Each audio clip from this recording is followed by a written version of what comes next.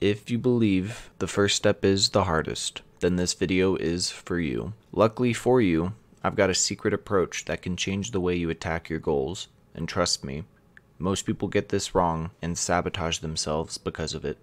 Every year, millions of us make a declaration and promise to be better, whether it's hitting the gym, learning a new skill, or finally sticking to a budget. But almost as quickly as we make those promises, we break them. Why? Starting a journey is easy compared to the quiet, unseen grind of discipline and consistency that true commitment demands. Discipline is about getting you going when you'd rather relax or waste time. Consistency is about keeping you going day in and day out. Like brushing your teeth. It's not glamorous, but it's essential. Aristotle touched on this with this famous quote, "We are what we repeatedly do. Excellence, then, is not an act, but a habit." And building any habit takes time, and the road to success will be full of detours and setbacks.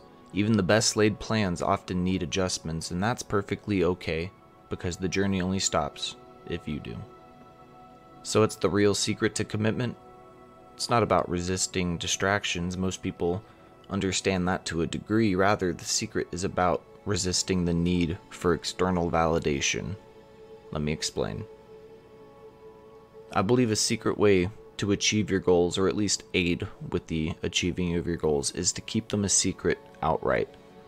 Public declarations are another form of seeking validation that ultimately makes commitment harder. Every time you announce a goal, your brain gets a dopamine rush that feels like a mini victory. But that win isn't earned, it's borrowed. And it's borrowed against your future motivation. When I was younger, I would spend endless hours painting, just a single painting. That feeling I got when I finished it was so dang validating. But once, long ago, I showed someone an incomplete painting of mine.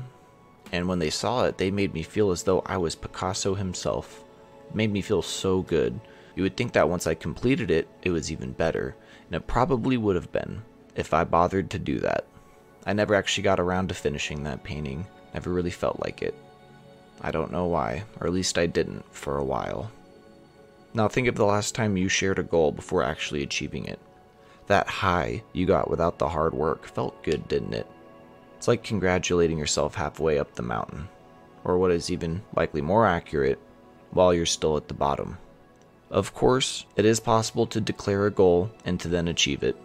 But the external validation from declaring a goal and the dopamine that comes from it, to me, seems like a handicap on their genuine progress, and it's a handicap that I believe most people just can't afford, especially before momentum is created and before new habits are formed.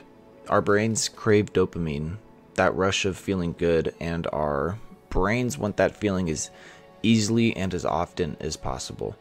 So when we get it from premature validation, it feels like a shortcut to success. Without the hard work behind it, that reward is empty and makes staying committed even harder.